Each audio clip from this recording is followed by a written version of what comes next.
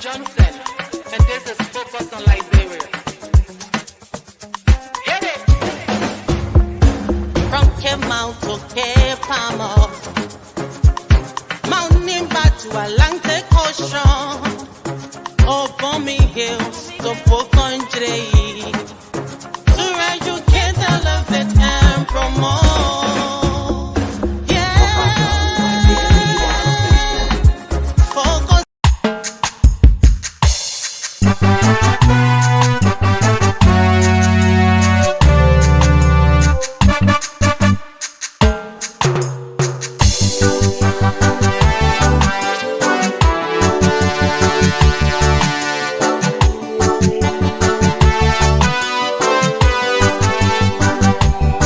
Manyoko so we ya son na namu ki agbani ba to we to money o ya do mo si awie ya o amo manyoko so we ya son den be mu o ya ki agbani ba to we to money o ya do mo si awie ya o ki a se pa yanju o ki se pa yanju o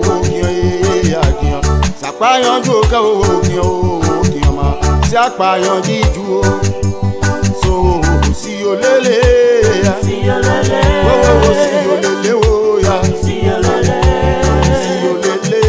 lele o ya si olele yo si olele amo manyo ko so wi de ya son dan be mu o ki agba ni ba to wi to mo ni o abiyan mi do mo si awie ya o ki o se pa yan jiju o mama ki o se agba yan jiju o re son ke wo ki o ya ki o se apa yan ju o ki o ye ri money mo re to le se ma bembe son bi e ki o ye ri money o e abatoni Passion même oh qui a eu money more tole si ma même pio abinyo be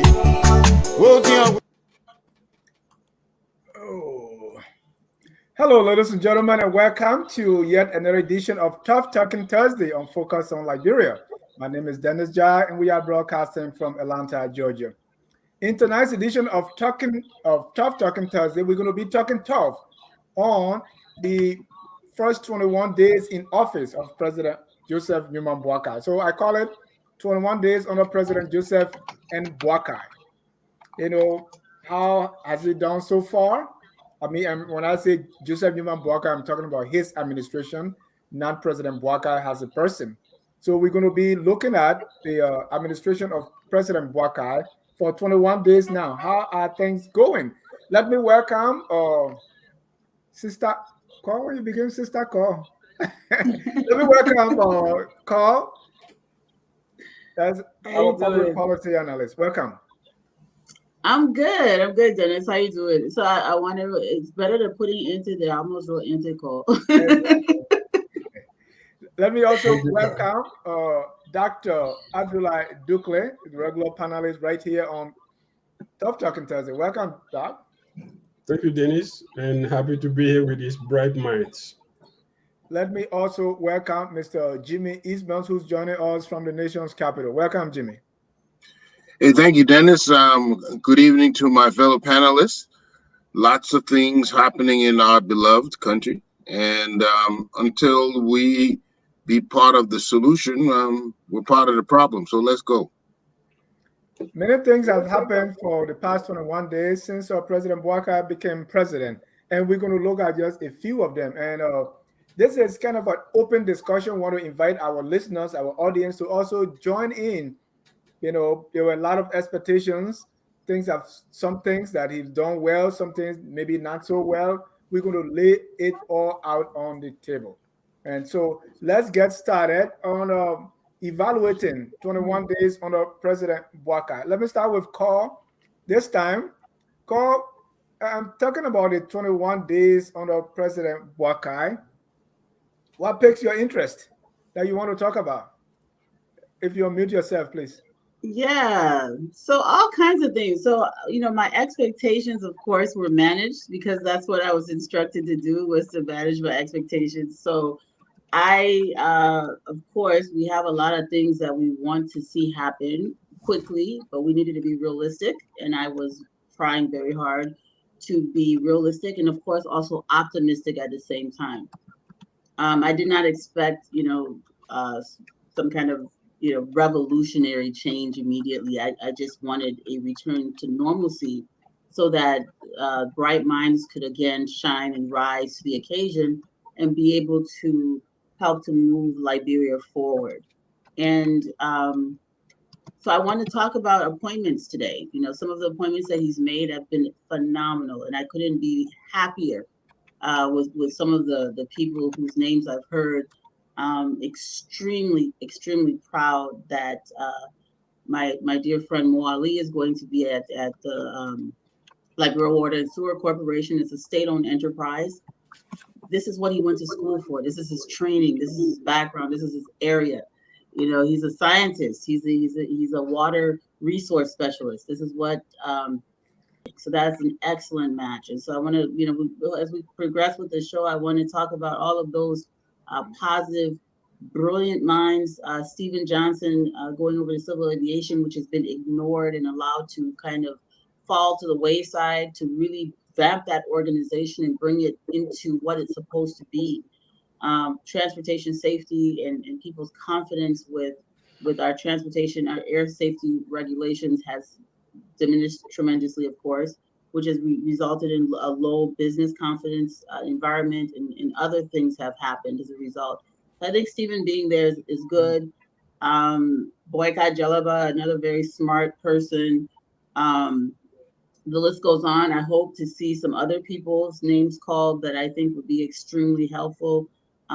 Dr. Nye and others that have been studying and are willing to serve their country.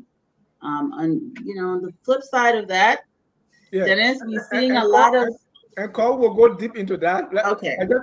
Let me just hear. You just want to get a general idea. I got you. Okay. Right. So let me get to Dr. Dukley. Dr. Dukley, 21 days.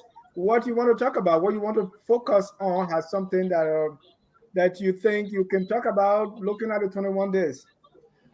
Well, I will count it from 21 days. I wouldn't say 21 days. I would start counting from the day Mr. Boakai hold his first cabinet meeting, where he has all his ministers in a one room, and then they discuss policy issues, and people know what they're dealing with. People know what they found, when they went to office, and who they're working with, and what are the capacities, the potential of those institutions in the short term. I think from then I'll start counting the 100 days. I mean, what happens now is like you have a puzzle, a box of puzzle, things trying to put in place. People trying to find out where they sit, where they have a chair, who got a car. So it's not really 21 days. Is not thing really. I don't consider this as part of the governance process. The appointments, yes. I'm happy with a lot of the appointments that I made. I think he made a lot of good choices. The old, he makes the old, the new, and diaspora home. So a good mix of people. So far, yeah, I think I'm not I wasn't expecting any more than that. I mean, this is like you take. And from inside, you take any government, any new administration that came into power democratically, it will take you 3 months to sit down really to know where you're going. So all these numbers about 100 days are for publicity, really. Mm-hmm. So my question is, so far, let's say even he spent no day, but so far he's been president since he was not inaugurated. So from that time till now, what piqued your interest? Nothing? Oh, what piqued my interest was, knowing who is going where. Some of my friends who was getting appointed, who was being left out, and sometimes why they were going being moved around and all of that. Yeah, it's kind of a, political human drama that we all like to watch. Who gets the job, who doesn't get called, and then who's still waiting and why they're waiting.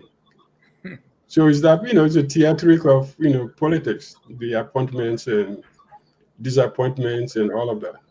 Thank you. Jimmy, how has 21 days under President Boakai been for you so far? For me, I think the foremost thing is to align everybody along his vision and his thoughts, his direction. I would love to see him make sure everybody has a definite grip on where he wants to go.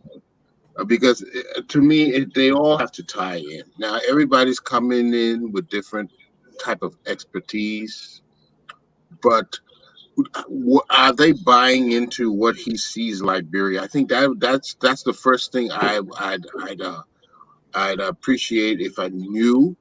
I do know what he said along the trail, along the campaign trail.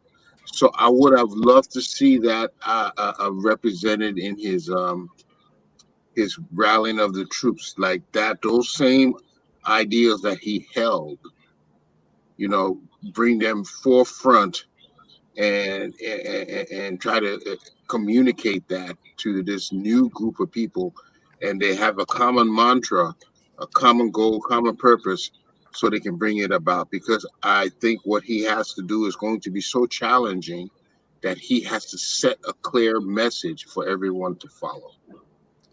But Jimmy, don't you think it's kind of early because he's still trying to form the troops? He's still assembling the troops. So the message cannot be, you can't say, okay, I have 10% of the troops, let me speak to them, and then another 10% comes up. So maybe that's what I was talking about, that first cabinet meeting, when he knows the administration is complete. Well, he knows what he wants to do. I think that is something the president-elect, the president proper, knows what in his mind, his vision for the country. He's been around a couple of presidencies now. He's been around in past administrations. He knows. So I mean, it's never too early to start communicating, to start the slogans going, to start the themes going, and then in that cabinet meeting, he can nail the points that he may want to. But I would start the themes almost right away. That's how I look at it. Thank you. And Carl, talk about appointments, and Dr. Douglas building the team, Jimmy also. So let's start with that, right? And I'll start with Dr. Douglas on this one. So building the team, first of all, you must during the recruitment process there is vetting. So those you are bringing along should already know what you want them for. We see him forming the government? Do you see that clear agenda being set by President Boakai, that the people that he's recruiting to implement this, that they are going to follow? Are they the way he selects them? Are they rallying around a common cause, that the agenda that he's setting for them to go? I'll say so. I'll say that the people he brought on board are mostly the people we all know, either from Unity Party or from the opposition to CDC or whatever. But these are people that we know, and in that sense, I think he's he's picking the right people. I don't think I don't see any problem with it. And in your view, maybe pick anybody. How do you see them? In alignment with the agenda that he's setting. Because they've been, most of them have been vocal during the campaign. I mean, if you look at the ministers, I mean, okay, the foreign minister was campaigning for herself, but then, she joined Boakai. Finance minister was campaigning for Boakai, at least on TV. Who else? Everybody, all of these important ministers were people who were campaigning in the same direction. Therefore, they came prepared for that agenda. They came prepared with that agenda, so they knew what they were getting into. They were supporting Boakai during the campaign, so therefore they knew what. This is not like a coalition government where you take John Brown here and then try to please 10 different political parties. These are people who work together to get this thing done. Therefore, they all, I've seen somebody like Patrick Doe, for example, who going to and is a deputy director. That guy's been working with Boakai from, I don't know, 1991, 1920, from the time he was a little boy. But, so these are not people who are new to him. They're not new to his ideas. They're not new to, Unity Party. And then it's not just like a coalition of government and political parties that came together and then sending strangers into a new administration. And that's the difference. And I think Boakai got the people he needs to have to do what he wants to do. And I think they can do it. Jimmy, do you see it that way? Or do you see like an all-star team? Do you see that these are people that are in sync with what Boakai wants? Well, time will tell, but here is what I also expect to see. I expect him to change them. If they're not performing, I want to see a change and quickly. And if they are resistant to what he believes and what he's trying to do, I see he changing them immediately. There is going to be a lot of getting people to behave properly. We know in Liberia, the rules have been bent. And if he wants them to walk a straight line, he's going to have to use a pretty stiff hand with them. And so right now, it's a bit early to say if they're aligned with his policies or not, because they haven't started working. They haven't taken over their portfolio. They haven't been able to see how the cash flow is, how the employee morale and engagement is, the operational efficiency of their organizations. When they start running into those issues, and he's challenging them to meet certain goals, I think that's just when the rubber will meet the road. So we got a little bit longer to see it in actual practice. So let's let me welcome Mr. Abdul Boakai Dukle, who's joining us from Canada. Welcome, Abdul. Thank you, Dennis. It's a pleasure to be here tonight. Oh, that Doc small brother? I'm Yeah, my small brother, my nephew. So, Mr. Dukle, we are talking about the appointments so far. And this is 21 days under President Boakai. How are the appointments? Are they, people, the team being recruited, the people that are, following what Boakai wants? What do you think is driving those appointments? How is it going so far?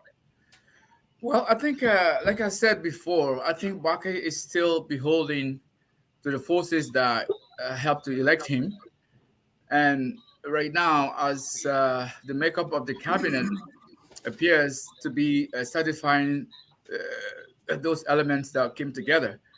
Now, with that said, there are some really good appointees, I must admit, and there are some that are very, very questionable. And again, because he is beholden to those people, and he has to satisfy their demand. So I wouldn't want to render a judgment as yet. I would like to give him the benefit of the doubt. So let's start on the positive note. What are some of the appointments that you like and why? Well, I'm very pleased with having Kofi Wood on his national security team.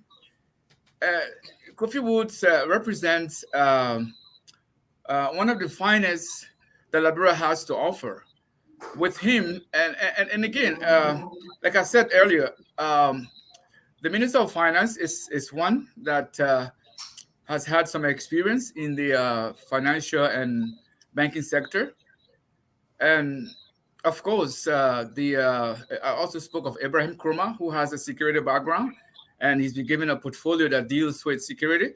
So just to mention those few, that gives me some optimism. However, I do have some cautious note when it comes to the Minister of Foreign Affairs and Minister of Health. Like I've said on this program before, Dennis, sometimes just because somebody is a medical doctor doesn't necessarily mean they will make a good Minister of Health. Because the Ministry of Health, yes, they are in charge of our health, our hospitals, etc. But there are lots of other things that goes on in the Ministry of Health that has to do with regulation, that has to do with policy, that has to do with management, etc., etc. So just because someone is a medical doctor does not automatically qualify him or her to that position. Now, so it's the foreign ministry. The foreign ministry is the Let's stop on the one you like first. We'll come to the back. We want to be happy. Let me go to Call because Call started giving some names already and why. So, Call, I want you to continue with that. What are some of those areas that you like? I'm very happy with Liberia Water and Sewer. I think it is a absolutely neglected place that has failed its mandate and has not served its purpose anywhere near there. And I think Mo Ali is up to the task. I know him, and I actually his educational background, his passion, his desire to see Liberian people have safe drinking water, and to be able to manage our waste system. He has the technical know-how. He knows where to get the expertise needed and also to get the support needed to accomplish his goals. I think he's going to do extremely well. Some other brilliant minds that have been appointed, Stephen Johnson, Amos Tweth. Amos was a protege of Dr. Sawyer. He's well read, very educated. He's served in the past as deputy minister. Um, People judge people based on politics, right? Because they see them on social media and think that they know them. They don't know them. These are some of the best and the brightest young people that we have. Boakai Jalaba, another very brilliant person. I think he's going to serve well. Kula Fofana, this is a new role for her, but she's brilliant, has a lot of potential, and this is a huge responsibility, but I think she's up to the task. I think, I'm extremely proud of them. Cornelia Topakra is one that I wasn't really too sure of. I don't know her, but just from her report and her doing her assessment of the staff and being able to come out and say, hey, I did an entire audit of people who are being paid. And I was able to come up with this number of people who aren't recognized by the Civil Service Agency. I mean, this young woman hit the ground running. This is incredible. And I didn't expect that, right? So she pleasantly surprised me with her performance so far. It is early, but I'm very optimistic with a lot of these young people that have been appointed. So, Carl, before you continue, our country is such a place that, keeping the place as you met it is not enough now. Just like the biblical story of the guy who kept his talent. No. Do you see these people as being innovative, moving things forward, and not just, keeping it as it is to pass it on to the next person? So I'm gonna let you know a little bit of bias here that I have. Because I know them and I know the conversations we've had. I mean, Mo Ali, Stephen Johnson, Amos Twett. These are people that established a social movement, for us to raise the standards of Liberian government officials and elected officials, not only appointed officials. So they were there scrutinizing and critiquing for the last 6 years. So I understand their passion to see Liberia elevate itself from this current situation of degradation and disgrace, really, where we're walking around in filth. Everything is disorganized. They understand the size of the challenge and they're up to the task. They have the energy. They have energy in their favor. They have education in their favor. They have youth in their favor. They have, above all, love for country in their favor. So I believe that having this network of young people who also know one another and can help to interact and network, collaborate. A lot of these agencies are interconnected. They're supposed to be doing joint projects together. So it's they already have a rapport. They're already going to, and the other thing before you go to the next person, they are seeking support and advice. It's not this so arrogant, I know all already. They're bringing people to the table and asking them, what do you think of this idea? This is amazing. It should, you know, so that level of professionalism, understanding that efforts are collaborative, is amazing to me. I'm very much impressed. Oh, and I forgot, I think Amin Modal will do well at Commerce as well. I think he's going to do a great job over there. He's a businessman, but Commerce is a regulatory agency. It's, you know, it's a bit of an issue, but the thing is, he understands regulation. I think he started. I saw a release that the price of petroleum product went up. He understands regulation, so he's not there. He's not there to enrich his friends, right? He's letting people know that, listen, we have to make sure that things, and it didn't go up by much, right? It's very minor adjustment, but he's doing this based on professional and technical advice and analysis. It's not whimsical. It's not just to make people feel good and then you throw the whole petroleum industry into bankruptcy. What he's doing is what is good for growth and development of the industry, and that's his job. That's his responsibility. So kudos to him. Thank you, Jimmy. What do you think? Who are your favorites so far? And do you agree with Carl? Because based on what I'm hearing from Carl is these guys are passionate. They were all advocates. They were on the sideline. They saw the mistakes and they were talking about it. But can that translate into experience and moving the needle? Well, I too might have a bias because, you know, the people you know and you've spoken to, you have an advantage of knowing how they think. Like I've spoken to Amin Modad, and I know he should do pretty well in that commerce position because he's been seeing the Liberian market and he knows the kind of the needs of it. He's been a businessman, so has the prerequisites to do a fairly good job. And even the IG that was spoken, he has good, excellent credential, Greg Coleman. So he should. I expect him to do well as well. Now, what concerns me, however, is that the means. You know, we have been cash strapped. A lot of our ministries and agencies, they've not had the adequate funding to do the many things they'd like to do. Now, this will be a challenge for any manager. I look at these positions, just like you were saying, Dennis.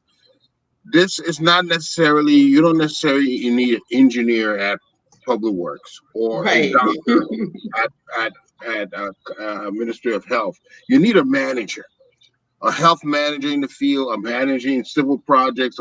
You need a manager who will organize people, who will find ways of doing things when there's no way of doing things.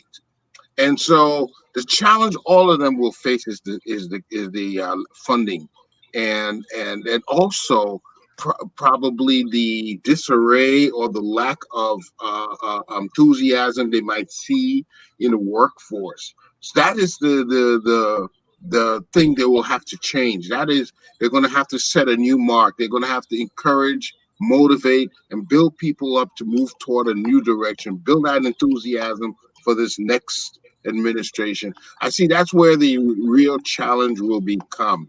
But we see some pretty good on paper, and some of them in experience. They're pretty good, but being faced with the scarcities and the technical lackings of our place. You know, we're not a digital organization. We've tried several times to digitize the government. It's always gets mixed up in politics.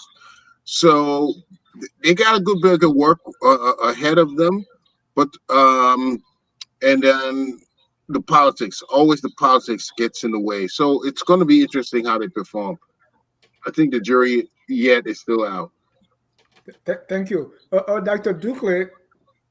I don't know if you see what I see when it comes to the appointments and the way things are going. Does it appear to you like same old? And let me give you an example. Oh, we have gender ministry, let's find a woman. We have health ministry, let's find a doctor. We have a education ministry, let's find a school administrator. We have to have someone who is your chief of staff or the presidential affair should be someone who is your buddy. And all these things, right? let's get people that work with us who are all part of the team to do the job. Do you see that? Do you see that as a problem, as doing things the same way? And even for those like those called names, yes, they may have the passion, but we've really, I don't know if we have examples of where they have worked and what they have done so far. Like, and I'll give an example, Cornelia Kratuba, right? So what can we really put our finger on to say, yes, these people will do great? Well, okay. I met Consuela Crua back in 27 or 8. She was part of this, there were like 5, 6 students at LU, UL, and they were trying to help Madame Sirleaf campaign. And there were 5 or 6 of them. And they say, oh, we want to do this. I said, okay. So I had a meeting with them. And I said, what do you want to do? They say, oh, we need a budget. We have a budget. I said, no, you don't start a campaign with a. So we talked. By the time we got to the campaign, that small group of 5 people, they had 1,500 members as students from all the universities in Liberia working in the campaign for Madame Sirleaf. That's how far back she came from in politics. And then she was going to school, doing all of that, and she stayed part of the Unity Party project. So they're now all new into this process, And she's what I also can a say lawyer, by the way. She's also an attorney. She's also an attorney. Yeah, I mean, she been there. She been around. I don't see anybody totally blue, totally new in this whole, government. As you pointed regarding, is it the same thing? Yeah, I think that's a problem we have in Liberia. We probably get this culture. You want the army to be run by a general. You want a doctor to run. Somebody said every time you appoint a doctor to run a hospital, you lose a doctor on the field. So, so we do that. When you appoint a school teacher or somebody to run a ministry, you lose a school teacher in the classroom. So these are all positions that require administrative capacity, vision, and all of these things. They don't need, you don't have to be a teacher to be Minister of Education. You don't have to be a doctor to be Minister of, and you don't have to be soldier to be Minister of Defense. It's management. But we can, you can't get out of the Liberian man's head. Say, no, you don't. Or you can say, yeah, Madam Kowu Famule can become Minister of Defense tomorrow. And she can run it. Yeah, but we see that, you look at European ministers of defense, some of them are, functionaries from everywhere, women, in France, the last 3 ministers of defense were women. Yeah. Yeah, so, we have to think out of the box. In that sense, you're right. I mean, we are still too much into that mold, the traditional government. And I think since 2003, we are trying to go back to 1978. Unfortunately, yes, that's a problem. That's what we're trying to recreate. We had this nostalgia. We're trying to recreate the past, and we have not gotten out of that mode yet. Boakai, no puns intended with the president. You already stated some people you think you don't think you are kind of critical about. Let's start with that. We start on the positive notes. Who you don't like? Unmute, please. Unmute yourself, please. Yeah, the new minister of foreign affairs, and the credentials she presented, or whatever presentation she had during her confirmation hearing. Taking all of that together, I didn't think that a foreign minister who's supposed to be the face of Liberia outside, and not only that, but it was, as a foreign minister, your job entails a tough negotiation for Liberia on a multilateral level, bilateral level, you name it. So you need someone who can actually withstand those negotiations. So from what she presented in her confirmation hearing was nothing but, I was in Yemen representing the Secretary General, And I don't know. I mean, it just wasn't what I expected in a Minister of Foreign Affairs for a country like Liberia that still need of lots of help, financial help, technical help, you name it. So to be able to negotiate favorable terms on behalf of Liberia, you need someone seasoned in that position. You know, I'm sure, brother, my other brother that can attest to this. Look, Dennis and my co-panelists, the Liberian Foreign Service is one of the weakest you can think of on the continent. And I'm saying this based on my personal experience that I've had in the countries that I have visited and interacted with Liberian diplomats. So my criticism is in part based on that experience and the encounter that I've had with Liberia Foreign Service officers that represent us overseas. And I wanted to add something to Jimmy said earlier that these ministries need someone who manages, or like a manager, you know. And he said the problem will be finance, like to be able to fund those projects, whatever they're in charge of. But you see, let's not forget the fact all the ministries, there is a massive corruption that goes on in those ministries. If there is a way to curb some of those corruptions, I think there will be enough money to run some of the tangible projects that they need to run. So if Joseph Boakai really mean business and he wants to curb corruption, that's one of the areas I think he should concentrate on, so that some of those waste must come to an end, or if not to an end, but to a minimal level. Because Dennis, there is just so much that is stolen from the Liberian people to the point where, I mean, what justification there is to say we don't have benches in our classroom for the kids to sit on? What justification do so all the money that we beg the international community for, where did they go? So I think from each ministry, if there is some level of accountability for people to account for their funding, something can be done. Something positive can be done. Right. And you talk about, let me speak to the the foreign minister first, because you said, you're critical, but I don't know where it's coming from, right? Because I look at the draft 100-day plan. When I look at that, I look at under Ministry of Foreign Affairs, right? And let me tell you what I read. Two things, the objective, two things. Appointment of a Foreign Service Inspector General and ambassadors at foreign missions.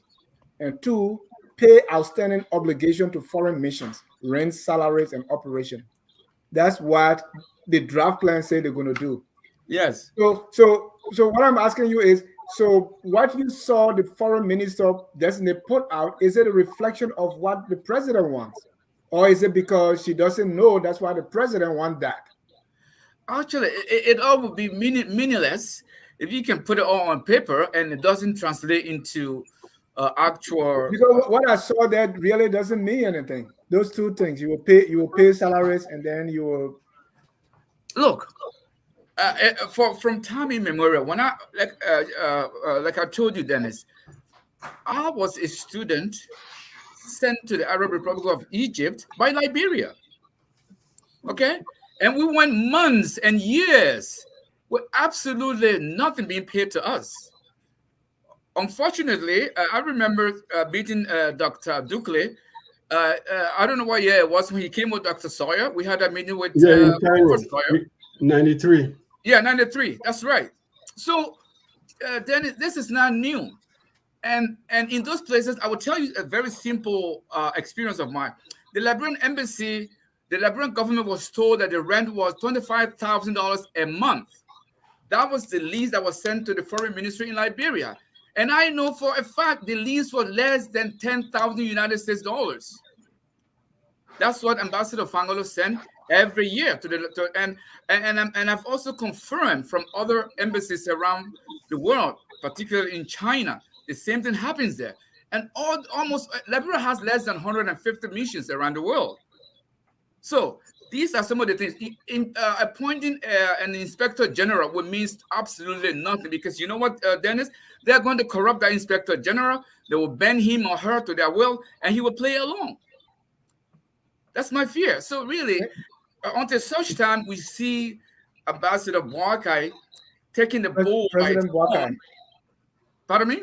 President Boakai, not ambassador. Yeah, President Boakai, holding the bull by the horns and make some gutsy decision and be drastic dealing with this massive waste that goes on in all our government agencies. But I want to add 2 seconds to that foreign ministry thing. Liberian Foreign Service is probably the worst in the world. I mean, actually, I know, because I served in Washington as Minister Counselor for 4 years, and I've served in Abidjan for 4 months as Chief of Mission. So I know. I was in my office. That's the ambassador's office in Abidjan. I could see the Lebanese man downstairs, because there was a pole coming from the Lebanese store going through the ambassador's office to the next floor. That was the embassy. I said, we can't stay here. And the Lebanese man selling shoes. I mean, that was the embassy for 10 years. You're talking about Abidjan, right there next door to us, where the presidents went every single day. Nobody cared. It was like, oh, yeah, that's Liberian embassy. People standing in the streets. So Yeah, if she can reform it, I mean, paying people would be first thing, because a lot of people are stuck in many places. They can't even move. Government can't move them because they can't pay them. So they let them go wayside. They go, stay in places where they can find money to live on or find jobs. So they don't. So if she can pay people and say, okay, everybody who is retired or who left the embassy, some embassy, and still in the U.S. or in Paris, living on, handouts, or come, we'll pay you so you can go home. That'll be a big step. If she finds the money, because they still owe me money from Washington. My work in Washington. There you go. Yeah, they still owe me money from Washington, D.C.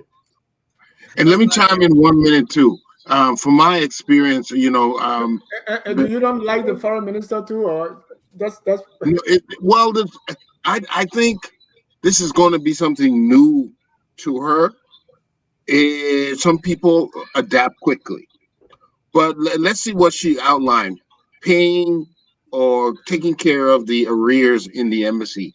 That is a huge deal, just like Dr. Duke was just saying, because I know people who haven't received months and months of pay, embassies, rents, and leases that have not been paid. There's so much financial constraint on this. It's a monumental task. Yeah. Now, as foreign minister, it's not your job to recoup the funds to support your foreign missions. So how would she accomplish that? You see the challenge? How is she going to be able to address that when that really is the Minister of Finance that has to address that? Okay, she can't do it. Well, it's not the Minister of Finance. Revenue, right? Revenue Authority. And the Minister of Finance they've managed. Revenue Authority collects revenue. But here's what I want to say, Dennis. The government's too big. It's too big and cumbersome. Foreign service is too big. This is 2024. We don't need to have all these brick and mortar buildings everywhere. It needs to be downsized, period. And as a country, we can't be a country of 5 million people and be acting like, we're Nigeria. We have to streamline these things and utilize technology as much as possible. There's no reason to overstaff. Every time there's a new ambassador, they bring an entourage, and when they leave, that entourage stays there as a burden on the wage bill. And recently, we used to have a streamlined, highly trained diplomatic corps. Now everybody's a diplomat. Everybody is living in a foreign country and expecting this very poor nation that can barely fund its hospitals and schools to be funding people living in countries that we can't afford to fund them in. So there's some really difficult conversations that need to happen. We need all these brick and mortar buildings everywhere with all of the technology that's available in this modern world. We have to cut costs. That's responsible governance. The other thing is, It's like everybody's supposed to be a burden on the wage bill. This is not the foreign ministry. Can't do that. My disappointment with Sarah was her not understanding the context Liberia existed in the world when she was asked questions. She didn't understand our policy of non-alliance. There was a lot of things that I was shocked about. Even if you do not know about Liberia's foreign policy precedents, what we've done in the past, you've been nominated. I don't know if she sought this position or it was a surprise to her. But even if it's a surprise to you, you're going for confirmation. Pick up Dr. Dunn's book. Refresh, understand the role that you're stepping into before you stand in front of the world and not be able to answer questions. I could never, I can't serve as foreign minister. I wouldn't do that. But if I were to take on such a task by force somehow at gunpoint, I would certainly read about what Liberia's positions have been in various situations throughout history, what is going on now in the world, and what our position is. I mean, this is stuff I know, and I'm not even in the foreign service. And she goes there wanting to head the oldest, foreign service corps on the continent, and doesn't have this, kind of it was just strange. So I was extremely disappointed. And that one has nothing to do with her education, because this just has to do with being prepared to stand in front of our Senate in the country and not be able to answer questions with any kind of from any kind of an informed point was really embarrassing, as far as I'm concerned. So yeah, that would be one of my appointments that I have a yellow flag, not a red flag, but a yellow flag. But I do have a red flag appointment too. And which one? FDA. I read in the paper about that FDA, but I don't know enough. So go ahead. So FDA is a regulation, is a regulator. The purpose of the Forestry Development Authority is to regulate. So they have to find a balance between industry and environment. They have to find a balance between sustainable logging and destruction. And so it's not FDA is not a state-owned enterprise. It is a regulator. There is a difference. The appointment suggests that now we're going to have it that the people who violate the company, the owner of the company who violates forestry regulations the most, we're now going to put the chicken hawk in front of the hen house, in charge of the hen house. It's shocking, and there's no outrage over this. I'm like, what is going on? And being president is not an easy thing, I'm sure, but it's not forced upon anyone either. So when you become head of state, before you send someone on an appointment, you must have people who are going to adequately advise to what the functions of these institutions are. And unless we're trying to really destroy our forestry sector, we need an actual regulator there. We need someone there who understands that they need to find that balance. During the last 6 years, Liberia has lost an exponential amount of our rainforest. We've lost our ancient cotton trees, some of which had significant historical and cultural value to our people. For what? The value those things have as tourist attraction is far greater than as a piece of wood on somebody's floor or as somebody's furniture. Sending that raw material. So we have to understand what kinds of trees we can cut down, what we can't, what the percentage is, because the revenue we get from logging, especially irresponsible logging. I'm not saying we shouldn't do logging, but irresponsible, unchecked logging, it is going to hinder the benefit we would get from tourism, ecotourism, and other things. So just that alone, having someone at FDA that doesn't even give a rat's behind about our forests, except all they see there is an opportunity to extract. They're looking at the forest as strictly an extractive industry. That is so unfortunate. So of all the things, I mean, I'm extremely disappointed in the president's choice at FDA. So that is a red flag for me. And and that I think is, for me, is, as far as the people that I know and what's misplaced, that's the only red flag I have right now. Right, and Cobb, where are you speaking from? Because I read in the newspaper that he has a logging company. He didn't respect the rules during the war. He Right. was exploited. So, but I don't. And That's he's all. on the Global Witness report. Not that I have a lot of respect for Global Witness, but without Global Witness, he was one of those who violated not only Liberian laws but international conventions on logging. Displaced. The work that this man's company did and others like him, we just started seeing elephants in Liberia, I think, in the last 3 years. Most of our wildlife was devastated by this. If you look at some of the reports, and what people don't realize, you cut these trees down. Some of these trees take 400 or 500 years to grow back. Some of these ancient cotton trees that used to dot our rainforest that they just chopped down for little of nothing. Tourist attractions, habitat that we could be generating revenue from being ignored. So we can't be about tourism and still be about complete irresponsible logging at the same time. The two things do not exist in the same time in the same space. Thank you, Jimmy. Do you have red or yellow flag? But let me give you 3 things that I noticed. Right, Justice Minister. Right, we have, maybe this is the 4th one, and Councillor Oswald Tour. I think he's phenomenal. I like that appointment. It's one of the best in my view. But this is the 4th time that President Boakai is dominating.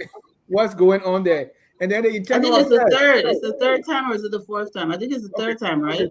All right, third. That was Massacre.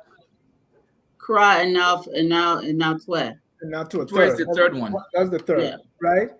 And to that, in the previous WEA government, when they nominated Gibson for justice, and when the news came, what did they do? Send him to labor.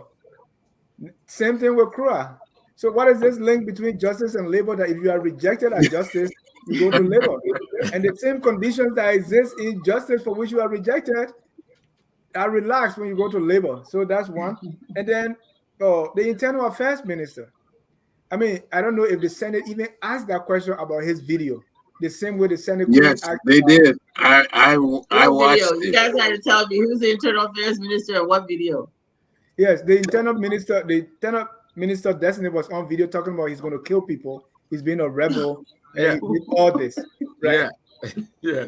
And he was going to mock. There was an immigration officer in Lofa that he said he was going to kill. Yeah. Nice. You And know, even though- Nice. we have to be so careful. I mean, what are you touching? What are you touching now? Are the potential weaknesses of this administration? That's what I mean. You're hitting the sore spots right now. Let's go back to The sweet spots. the FDA you were talking about. Years and years ago, back in school, to maybe 20 years ago, we knew forestry was our main income, main revenue source. It had overtaken iron ore and all those other extractive minerals. It was forestry, and those guys were plundering our virgin forests during those days. The U.S. government came over to assist the Dole government at the time, and these experts came and they asked them to open the book so they could help them regulate things or account for things. And one of the books that were never opened was FDA's. That was at the mansion. It never even opened, exposed the book. They ended up packing up and going back home. And next thing we knew, we had a whole-fledged war on our hands in 1990. We don't really want to address if we don't. Let me put it this way: if we don't address our problems properly, they will persist. How come such a person was even nominated without going through the proper review? Did you not know this is a major leakage in our economy? This is a vulnerable point. This is where we're bleeding terribly. The extractive industry and the forestry industry. Then you pick someone who has been involved in the exploitation and the manipulation of our rules and regulations surrounding forestry? I gotta wonder about that. I gotta wonder what the administration is doing. Now you go to the Justice Ministry, right? How come there's so many? I don't understand the reason for all these changes from one to the other to the other. It doesn't really understand, because again, if they're interested in tackling corruption, that means your justice minister is the kingpin. He's going to be the one that's going to have to evolve policies and procedures and practices that's going to go after this. And it is huge. It permeates all our ministries, all our organizations, everything down to the messenger. You can't even ask to go to an office without doing a bribe. And so that justice minister has to be is crucial. And if you're making these selections based on, I understand the politics, but you want to be instrumental. You want to make the change, make a dent. Then you have to put certain people in certain places that are going to affect that change. And politics is not going to do it. For you to have a successful administration, you need to put a proper technician or technocrat there that will get the job done. So this looks like this is a not a good look. It looks like there's some weakness in the administration by these kind of selections. And no deputies yet at this justice ministry. Dr. Dukley, what's your understanding of what's going on? Yeah. Anytime you feel at justice, you go to labor, and Well, Yeah, I just wanted to add something that Cole has said earlier. And this is the reflection of the mindset of Liberians and our politicians, which What? is just like that, generally, that's a big yes, broad brush. yes, and even the Liberian population. You see, particularly the FDA, Liberians in general, and the politicians in particular, look at the FDA only in extractive terms, and the money that is generated from those concessions that is given out, and no one is aware or even bringing some sense of awareness about the environmental value of that agency, and how to preserve certain parts of our forestry or our animal species. There is a lot to FDA than just logging. But Tourism. pardon me? I said tourism. Yeah. So, but the focus is always on, The log. extracting the timber, whatever. So you have to have someone there who is fully aware of regulations and how to protect the environment, and how to make sure that the animal species we have in our forests are protected. I mean, these are not new phenomena that we should be acting as if it's something new. But because the politicians are usually interested in the money that comes from those concessions that is given out, and nothing about environment or protecting the animal species that we have in our forests. Thank I you. still Yeah, had and a bit of a lingering comment that I wanted to make about the foreign ministry before you ended it.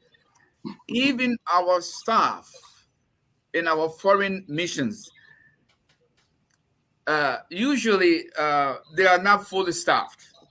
Dennis, just so you know, if you look at the embassy in the United States, or in Paris, Moscow, and China, these are capitals that need to have seasoned, I mean, foreign service people that know what they're doing, people that speak Russian, people that speak Chinese, people that speak French, so that Liberia can be fully represented.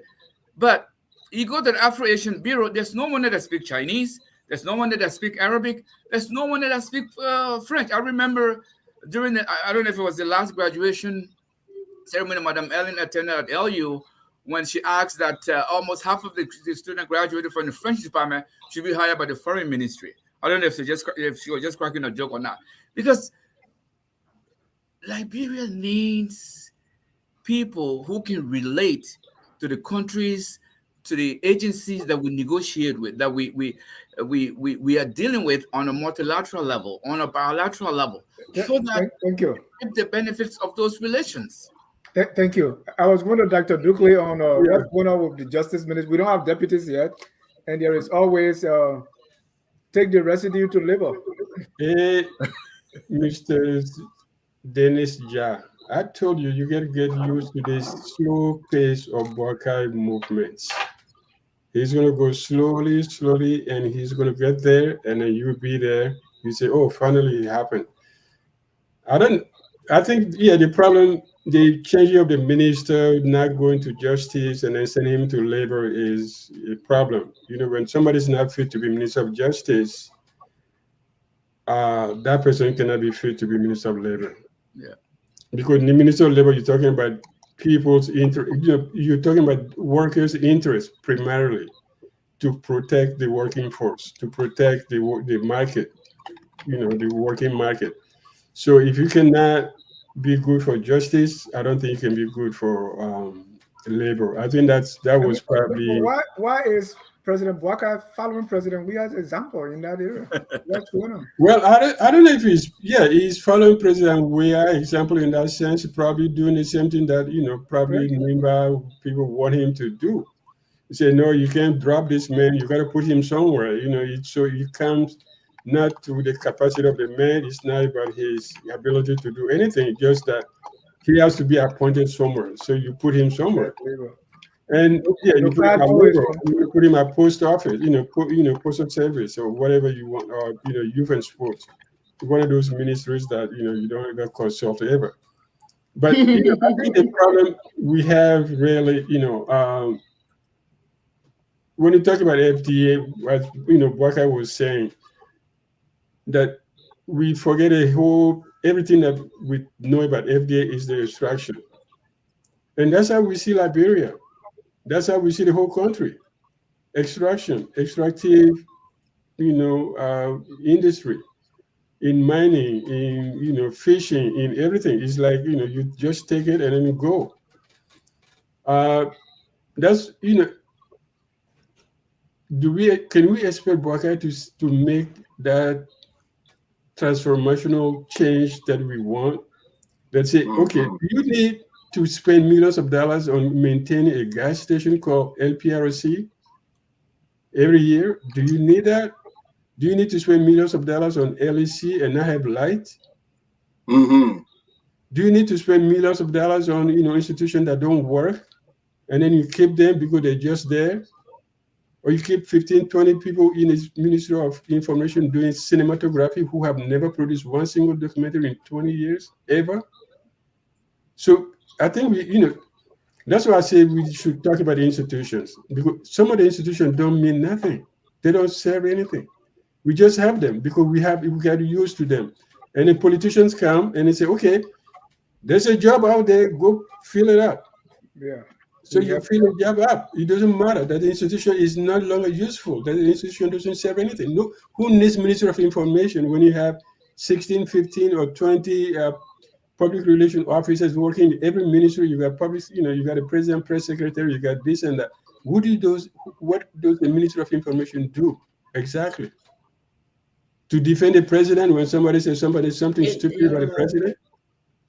Yeah? yeah, Yeah, but that's what does not the what Minister it's of supposed to Information be do? doing, though. Yeah, what is LPRC? What does LPRC really do? Stocking gas station for gas gas? storage.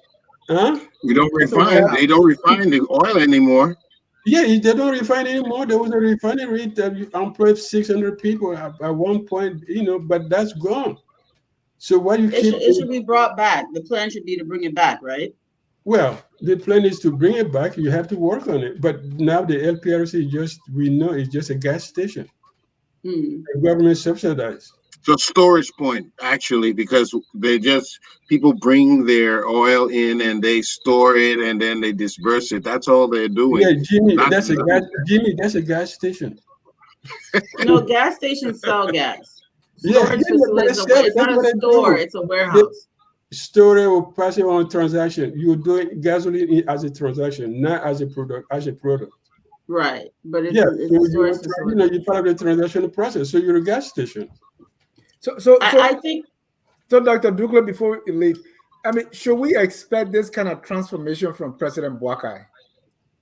No, I don't think so, because I think Boakai has gotten, he's been groomed in the old system, and I said, Liberia is still trying to, especially his generation, they're trying to get back to 1978 or 1979.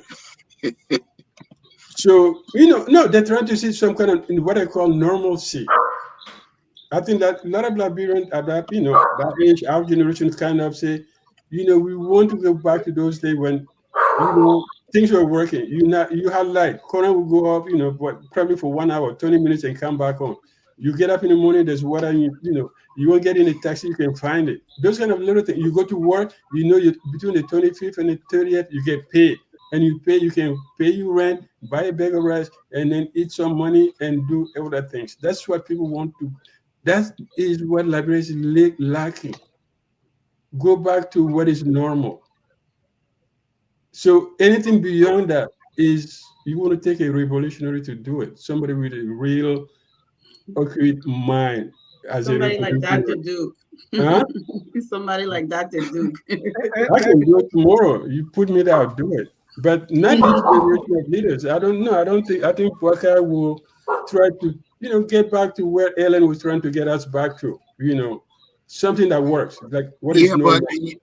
but Ellen Jimmy, failed. If Jimmy, she Jimmy, let failed me in have this your attempt, this is Jimmy. the danger of it.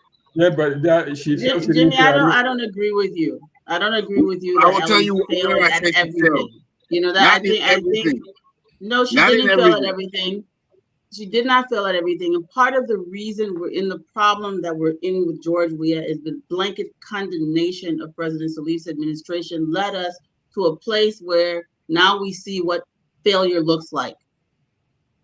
There was a horrible situation in 2006. I went to Liberia in 2008.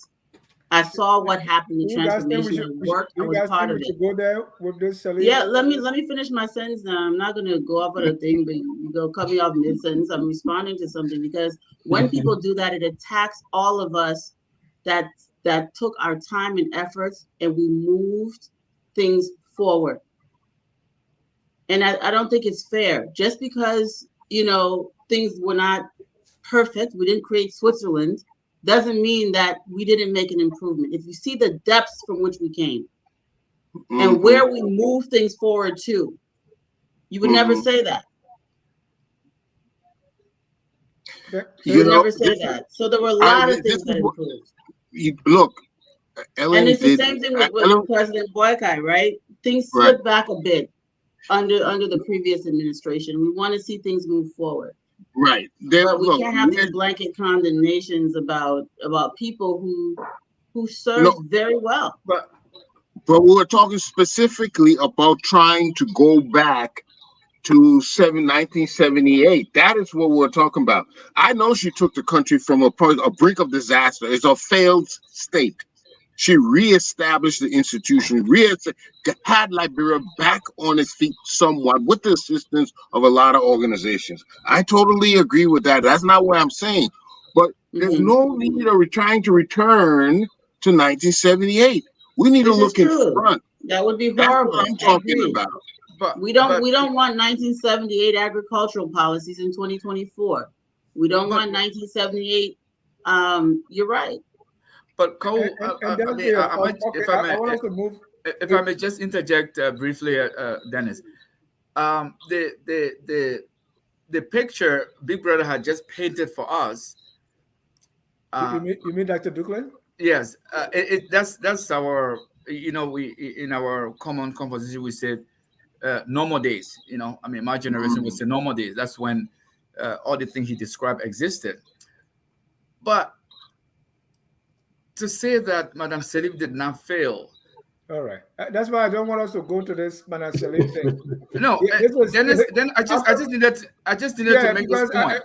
I think I've said it to you before, Dennis, myself. I said in Liberia, since the Congo hegemony was defeated. You want to go there talking about Congo hegemony? Really? No. I'm just saying. Is this a conversation we're having? No. I'm just on the show now. I'm just trying to make a point. The point is that point. You're prefacing the point. What is a Congo hegemony? What does that even mean? You're talking about your fellow citizens. You're calling them since the 1980 coup. Okay. That since 1980 to this point. The vice president was gribble like Dennis. What is a Congo hegemony? Don't take my statement out of context and try to frame it with what it is not. How can you say a Congo hegemony? What if I said a Maduro hegemony or Gribble hegemony? Is that right?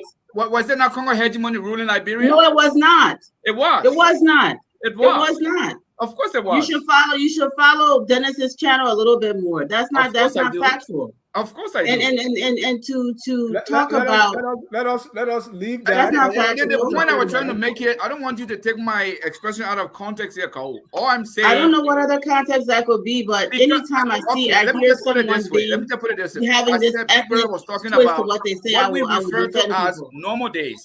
So all I'm saying, since 1980 to date, we have not even come closer to 1979 that he was describing. And my point I was making there is the reasons we had what we had then, and who was in charge of it, who was responsible for it, and from 1980 to today, who is responsible for it, who is in charge of it, are the reasons we are where we are. All right, let's take a step forward, because for me, since the administration came to power, I made this statement behind closed doors. Let me confess that when I look at the slit and what was happening with you, and what was happening to our country, I'm Who saying the closed door. The closed door. Anthony Sia was there, Okay.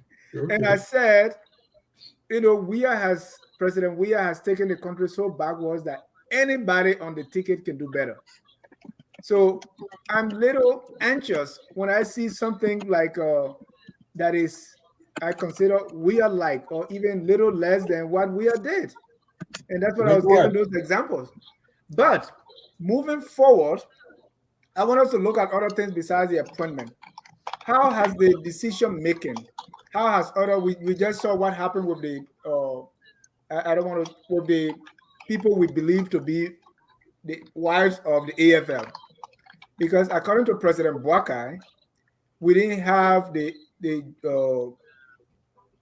Armed Forces Day, and then the military or the defense minister was being fired or resigned because it said, according to the women, the soldiers told the wives, say, our husband said. And based on that, President Boakai was able to take decision. He is the commander-in-chief of the army. He did not hear from his generals. He did not hear from his military men. He heard from their wives. And based on that, he was able to make the decision. So let's look at the decision-making, what he's done. I think he's just returned from Ghana. And people are saying, oh, how come you went to Ghana? You didn't meet the Ghanaian president, all sort of things. So let's look at some decisions that President Boakai has taken. He also took the decision of auditing the NSA, the CBL, and EPS. So far, Dr. Dukle, how you rate those decisions? I think you can look at the decision about the Ministry of Defense many ways. Maybe he said, okay, we don't have money anywhere to do this program. The people want to. He took the decision that he thought was right. I'm not sure if it was the right decision. My problem with that whole AFL thing is you have an army that's supposed to defend the country, and they have grievances against the incoming Minister of Defense, and what they do, they send their wives into the streets, and that's the army you want to count on? That's my problem with the whole issue. But you didn't hear from the military people, you heard from their wives, or people claiming to be their wives. Whatever it is, the military people send their wives out to go demonstrate, and then therefore the president make a decision to fire But how do we know that their husbands send them? That's what they said. How did the president know? But that's what they said. They said the husbands were not getting paid, they're not getting promoted, and therefore he's the commander-in-chief. Yeah, but why does he have to fire the Minister of Defense on the words of the wives of the people? Exactly. And that's Especially one. the Minister of Defense that just started, that had just started a job. And the Minister of Defense did not do this same while Minister of Defense. And I'm just no, the minister. So here's this is. Can I come in on the defense thing, or I'm sorry, you gotta wait for me to finish. Dr. Douglas was ending. Dr. Douglas, lend your thoughts because I don't want to let you off the hook. And I don't think it has to do with the army. I'm just saying, will you trust that army that the wives go demonstrate in the street to make to talk about the grievances of their husbands when the husbands sit in the house? That's a lie. Maybe they never send them. And then, okay, so who's dumb? Somebody not right. The women get in the house. The women decide overnight to organize a nationwide demonstration, blocking checkpoint in the Cape Mount, in Grand Jetty, in Morovia, in Todi, and then nobody said, "Oh yeah," they just got up in the morning and said, "Hey, you know what? Our husband, let's go fight for them." And they do it on the day. I mean, days before ridiculous. Yeah, it's ridiculous. So you should, what is the army for anyway? That's my question. My question is not just about that. It's also about what do we do with this army? So what does this army do really in Liberia? I mean, think about it. The 2 times the army was confronted with war, they lost. The army was confronted with war. $5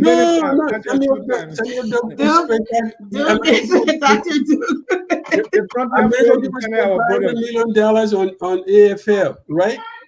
And then what happened? Taylor steamrolled from Butua to Morovia in 6 months. So this is a new military, Dr. Duke. Let's be fair to them. This is a new no, they're not military. Every single one of them. This is indiscipline and this is insubordination. You don't send your wife to go demonstrate for you. It is absolutely right.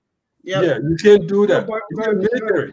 But as commander, somebody can tell you what communication did President Boakai send to his soldiers as commander-in-chief? And he said, "Oh, your wife said." I think the whole thing was I think the whole weekend was a fiasco, militarily speaking. I mean, what decision is that, Carl? Because tomorrow, so the first thing is the very first thing is the current chief of staff failed miserably because his role should have been to have these women stand down. There's a couple of blatant violations here. They were wearing their husband's official military attire, boots, gear in the streets. So they didn't beat up their husbands and take this gear. That alone, because there's no plausible deniability here. They were in military fatigue with beer in their hand, jumping up, disrupting society. The military's first responsibility is to defend society. They're not there to define it. They're there to defend it. This is part of their code. So the current chief of staff is the problem. The defense minister is an administrator that had not even served, I think, for a full 7 days, right? How many days was he there? 3 days. 3 days. The defense minister is there for 3 days, and you're asking for his removal. You're asking for his removal after just 3 days. This is an outrage. Because maybe I would think if I was a leader, maybe somebody wants to steal. And they know this guy is going to be sitting on top of the resources and making sure things are allocated correctly. Y'all get him from there so we can pull out people there. So how and it sets such a bad precedent. So how did President Boakai fall for that? I don't know if he fell for it. What I do know, this is a huge disaster waiting to happen, because we have now set a precedent that if you want to break or make the leadership fold, go out in the streets. The police will not arrest you. So the barricade, block traffic, disrupt the citizens. There will be no consequences. You can come out and say, "We sorry for our husband, and they're making the same money as the nurses and the teachers, and so therefore we vex." What is it? What is that? And they get housing, they get insurance, They get things that the majority of the children in that country do not receive. They're actually a financial burden to the society. The average child in the Republic of Liberia does not have health insurance. They say, insurance not good. Your insurance isn't good. You have insurance. You're in a third world country. And these people make more money than Nigeria soldiers do. They make more money than Ghana, than Guinea. The average soldier in Guinea is paid about $130 a month. Our AFL is paid better. The living quarters are better. Who are they comparing themselves to? The Swiss Army? What do they do? Thank you. You're a soldier in Africa. You're not a soldier in Switzerland. What is going on in Liberia? Thank you, Carl. Here's my problem, right? So, Jimmy, in the middle of this, just a call laid out very well. But what did the commander-in-chief do? He is basing his action on a third party or second-hand source. He's not contacting his generals. What's going on? So how do you know he didn't contact his generals? Dennis? That's not fair. That was a very sticky. What command did he give? Okay. It was a very sticky situation, and I believe they handled it well. What is sticky about that?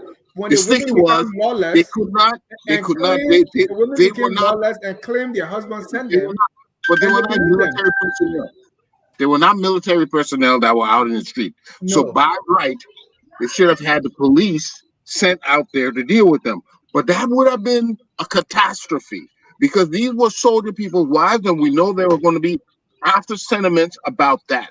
The best thing that happened was he allowed the Minister of Defense to resign because he should have seen the signs before they reached that and that confirmation. Because Jimmy, hold on, Jimmy, I disagree because he was not even confirmed when the women were already in the streets. Exactly, that's what I'm saying. You should have seen the sign. There was a problem with this nominee. There was a problem with the nominee. There was no problem with the nominee. Well, according to some people, they will disagree with you. But there's a certain. I won't rest with this because it's something very important. We, as Liberians, we have to be very careful with divisive rhetoric. They put things out in our heads and we carry it with it. The 1980 thing was an overthrow of the TWP, a party that many families from either group were suffering under. They had nothing. They gained nothing. They were poor. A lot of them had bare feet. So when you say that was a Congo thing, it upsets them because they know it wasn't that. It had nothing ethnic. It was a party thing that many people from all tribes contributed. So why do some tribes get off and they contributed to the same hegemony and other people don't? And some people didn't even have any part of it. So we must be very careful about divisive rhetoric. That what went on in 1980, that was a TWP thing that exploited the nation. Jimmy, I think it was just a choice of word. I think I don't think he meant it in a bad way when he said Congo hegemony. Well, Dennis, I think even if he didn't mean it, because that's how we talk, I think when we say these things because we're on air and our children are watching, we have to correct the language. Right, correct. What are the intent behind it? So I don't think Jimmy's wrong. I don't agree with a lot of what Jimmy's saying, but I don't think he's wrong. Actually, I probably know Duke from before when they were all those guys who went to Cairo. But I'm telling you, if you don't buy into the things that break us apart, don't buy into. Be very careful because yes, that true party was terrible, but it exploited many of us. Some of our people never saw Monrovia before you talk about and being part of it. So the True Party was very terrible and all of this stuff too. Eh? They didn't do nothing good. It was, and some of us benefit from it. I remember I remember with my own eyes on 1980. Some people, Jimmy, they let them go. They were ministers, but they let them go. Huh? All right. Ladies and gentlemen, if you're just joining us, this is Tough Talking Thursday. We're discussing 21 days under President Boakai, not 21 days under Ellen or the TWP. So, Douglas, make your point, and then we're going to open our phone lines for callers. Yes, I just wanted to say to Jimmy and Cole, my apologies for using that term, but I didn't really mean it in the way I know. Jimmy is expressing it. All I was trying to say, I was just trying to compare the period from before 1980 and after 1980. Thank you for that I mean, clarification. we all know the history of our past, and just because I used that term, I did not You mean didn't mean it that way. I the way it understand. came across. So my apologies if any of you were offended. But then again, I understood. we can also add that it's also part of the Liberian psyche. This notion that Liberia was run by a one ethnic group from Right. to 1980. No matter how you put it, people still have that binary concept of Liberia. So it would take a lot of education to change it, to say no. Right. This is Tubman's making. This is Tubman's legacy from who destroyed the little democracy that was burgeoning into the society. But that would take time to educate people about it. But the political psyche is we were under Congo rule till 1980, and then after that we've been under native rule, and then everything messed up. Yeah, it's not binary, just like you said. We're all mixed up. I mean, there. you're saying these things about the True Way Party. All the education systems, the integration of the society, and most of my our grandparents or parents went to school because during the time. I mean, we can't just say that everything was horrible. So I completely disagree with Jimmy's extreme rhetoric, anti-True Way Party rhetoric. I think that and go furthermore for full disclure. My wife is I think we'll have a separate show. We'll have a separate show on this. I don't want us to get off. Okay. Let's have a separate show, and there are still more appointments, right? More appointments. Yeah. Let's remember. You got to have a Sino superintendent. They have not even started on the superintendents, and I'm losing hope. Yeah, don't worry, they come here. Right. So yeah, Jimmy, let me ask you about the LBS Director General. Mr. Eugene Fango. Right. Well, especially when you look at LBS has this public radio, public broadcasting corporation. Thank you.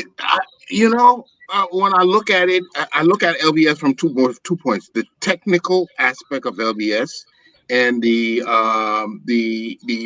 informative aspect, the entertainment, the whole radio entertainment arm. Technically, LBS needs a whole lot of infrastructure. It has, can you imagine what LBS used to be our main radio today? The main station, we used to get all our news, we used to get all our programs, we had cultural programs in different languages. This was the main arm of the government to broadcast. And today, we're getting very little. Very, very little. I talked with a couple of Can you speak to the director? So no, but what I'm saying is he's got his work cut out for him. He was administering information as a deputy minister. So this job is almost on par with that, I would think. Now, but the difference is now he has to run that organization. He has to manage the budget for that organization. He has to be able to organize those people in believing in the objective, the goal that he's going to put in. So if you want to mean, is that one of President Boakai's best appointment or worst? Oh, you going there? Yes. Jimmy, my question would be though, why do we need ELBS? Why do we need? I just said it. At one point, it was a radio. That was the past ELBS when they had programs, productions, and all of that. Now, what do we need it for? You don't get any news from ELBS. Everything you get from it for the same reason. Just because people stop doing their job doesn't mean the job is necessary. It doesn't do what it used to do, but it could be doing. I think the government needs somebody to come because right now we have to. I think Dennis should be there. And Jimmy, that's why I'm asking you, Jimmy, and you're still dodging it. So is Fagon a good person for that place? I want us to be direct. No, I think I would second that motion. I think they should have appointed Dennis Jar to that Oh position. no, Yeah. you're trying to look. So that means we say no to Fagon.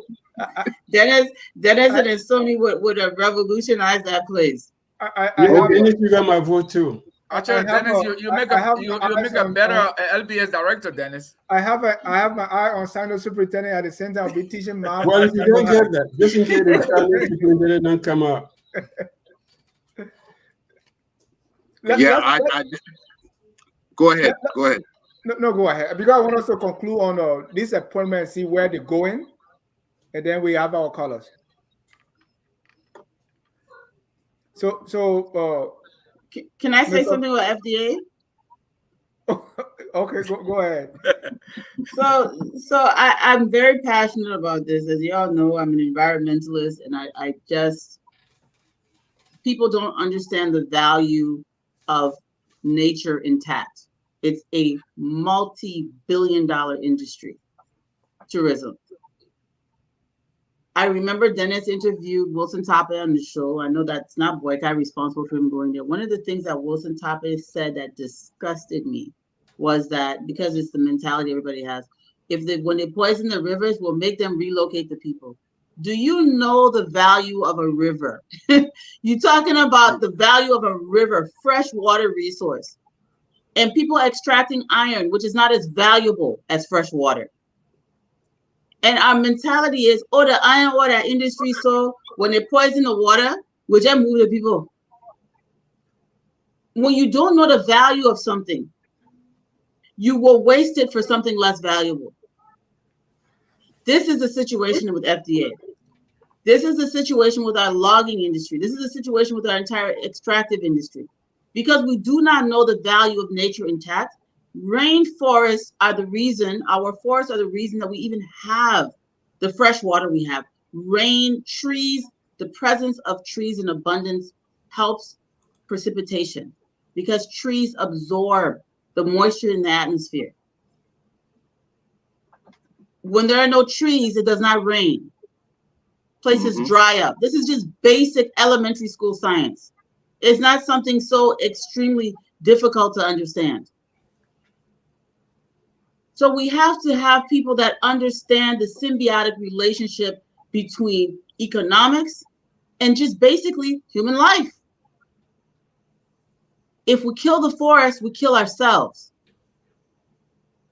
So it is extremely dangerous and irresponsible to have a person in a responsibility that is potentially life-threatening to the citizens of the country if it isn't regulated correctly. We could destroy our future simply by overlogging. Haiti is an example. There are so many countries that we have to learn from. Haiti and the Dominican Republic exist on the same island, Hispaniola. Look this up. Haiti overlogged, they can barely do anything. It's become a dry and barren place because they lost all their trees. FDA is there to regulate. There needs to be balance. I am not against logging. I'm for responsible logging and preservation of other economic opportunities that our forests present. That's what I wanted to say, Dennis. Thank you. Let me open the phone lines for our caller. If you want to join the conversation, the number is on the screen: 605-313-6004. The code is 791-403#. Sometimes when you call, they say you're going to pay 1 cent per minute. This question is so important. If you can do that, please wait. And if you wait 20 minutes, just send me a text. I'm going to cash app you the 20 cents. But this is very important. We want our people to take part. Let me get the first caller on the line. That's Tubman. Tubman, go ahead. You are live. Thank you, Dennis, for getting me back on the show. And I just want to make one little point quick. Please, we sit here for hours plus listening to the panel and the experts that talk well. We've been very patient, and when you give a few seconds, I mean, you should please protect your colors. And what happened last Thursday, we were very respectful, and we expect those on the panel to respect the colors, even if we're talking what they deem to be foolishness. All right. So back to my point. Mr. Eastman, I really admire you on the show. From the time I've been listening to you being on the panel, you very independent in your talk, and I expect you to continue that. I don't think you should be intimidated by anybody on the panel when you have your independent thought, and you should articulate that, please. So that's what I want to say to you. And let's get to what we're discussing here concerning. I'll start with the AFS women demonstration and all of that. I think the bus start with the president. This president is very weak. You cannot make decisions as a commander-in-chief, fire defense minister because the women, the soldiers, women were on the street, and you just take decision to fire your defense minister who has just been there for just 3 days. That was very unbecoming. That's being a weak leader, didn't show leadership in that area. And I want to agree with a couple of your panels on the show that talk about like the FDA. Look at the appointment he made at the FDA. That's completely lack of judgment again. That's another thing we're talking. This old man, we hope that his administration will succeed, but equally so, we should point out those faults. I mean, he's going to be laying back, and then those appointments that he's making, it's just almost like a payback to people that helped him during his campaign. But if we look at people that he's putting into different areas, and let's be frank, I mean, it's business as usual. You see, it's business as usual. We hope it's not, but that's why we're leading to this government. In my view, in my opinion, I don't think this government. We hope that it succeeds, but the old man doesn't have the will and the judgment to lead our country, I think his administration will fit. Thank you. We pray against that. Let me bring on Mr. Elvis Morris. Go ahead, Elvis. Thank you, Mr. Jai, and hello to the panel, ladies and gentlemen.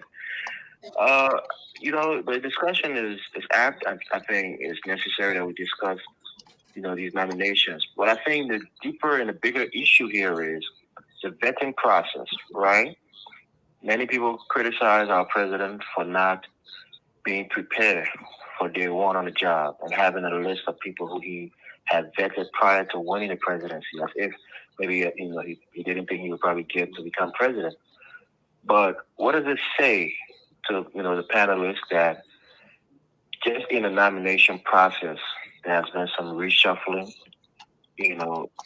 resignation. I think other nomination was withdrawn. But people like Boakai who have been around, who have had accusations against him. Do you think that President Boakai vetted him properly before he gave him such a sensitive position? We're talking about the defense minister. The accusation had been around. He kind of pushed him through, regardless of what people were saying about him. So I think it says a lot about the vetting process. Not necessarily on the judgment of the president, but maybe the people around him who were pushing these names. Maybe he should have not, maybe he shouldn't depend on their judgment when it comes to vetting. Yeah. But then lastly, I would just make a couple of recommendations. I think that the lady that's there now acting as defense minister, she's well qualified. Again, I don't know if she will be the first defense minister of our country, but I think it will be a nice appointment. I think she's well qualified, and also it will signal, a transfer from men being the defense minister. I think that would be a nice thing. And like as Cole said, Mo Ali being in that capacity as the for the how do you call it? Water and sewer. Sewer and water. Yeah, water and sewer. He went to Leeds University in England, got a degree and specialized in it. So like she said, he would be a great person. It would be in his wheelhouse. But again, what about the people below him? Are they going to work along with him to make the entire ministry a success? He may be qualified, but if people are still doing the same corrupt act underneath him, you have a long way to go. Overall, I think some of these nominations have been questionable, and just some of the process, people not being quote unquote qualified or not being a good fit for it. And then the justice minister, I don't know if you guys touch on it because I kind of let the show. But the new justice minister designate, I think Mr. Namba said in the comment, he's a Harvard grad, Louis Arthur Graham's grad. and cut the term grad. But what is his record in the country? Has he served on any major case? Has he made any, major legal winning or whatever case that he's won? Has been a landmark case, or his previous, career as a lawyer? We have to kind of scrutinize him too, because that's another sensitive position.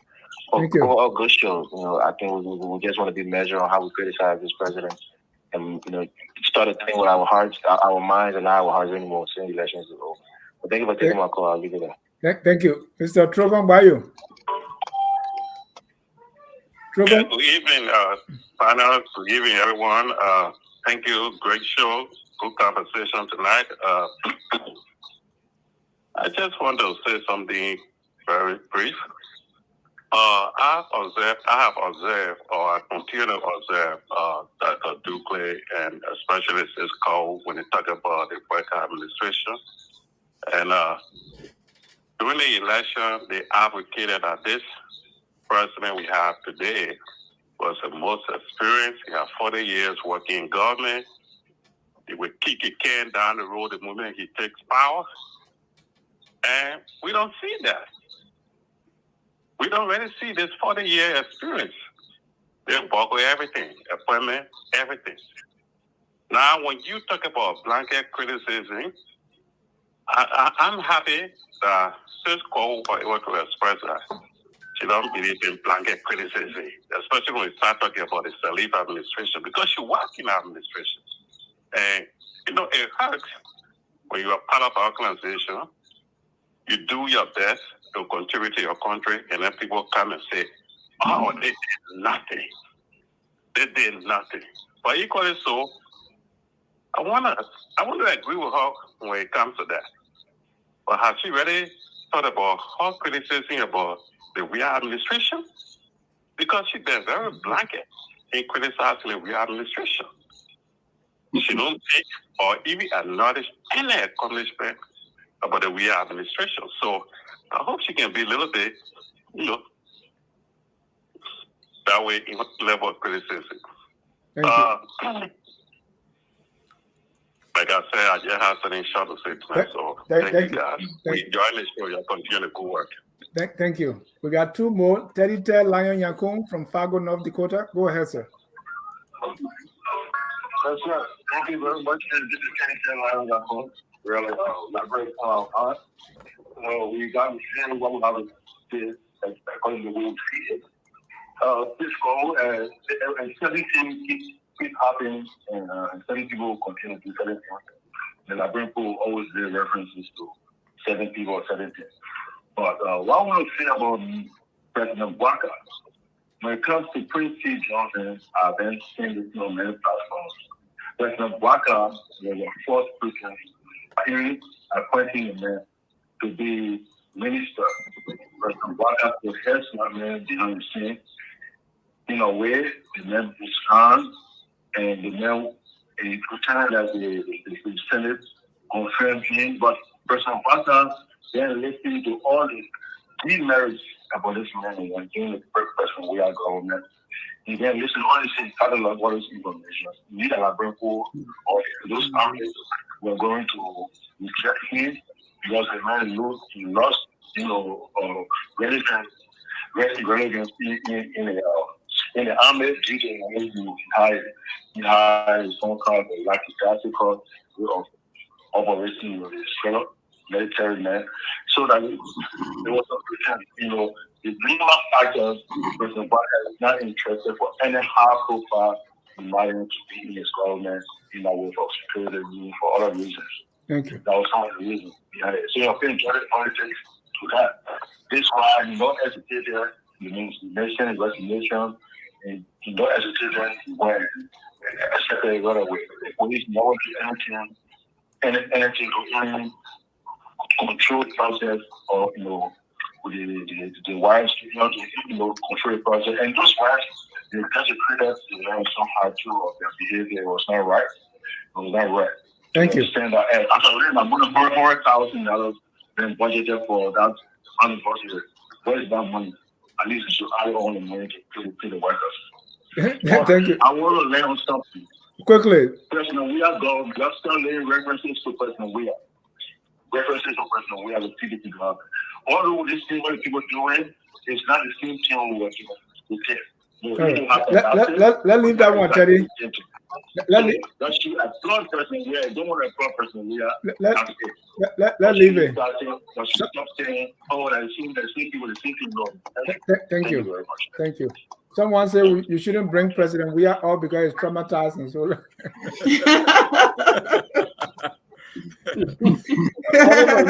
Oliver, you are last caller. Well, you have to make me laugh. That's not fair. Anyway, thank you for having me. You call last. It's first come, first serve. Good to know. Dr. Douglas,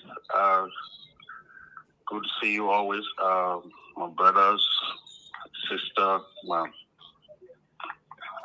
big sister, good to see you. Do the year for Oliver, you. go ahead, man.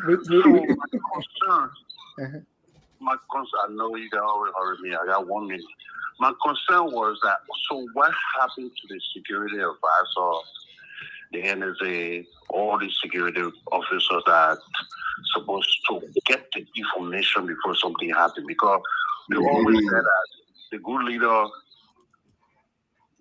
for the person to be a good leader, you have to have a lot of people who surround him with the best tools for him to lead any organization or country. So how come that nobody knew anything about that in 1 or 2 weeks before it happened? That's my concern, or that's my question. And secondly, Kou said the people, the women that were wearing the uniform, the Air Force husband. Yes, when the women didn't want to wear it, they will wear it because when they're ready, they will put you to sleep. So that I know.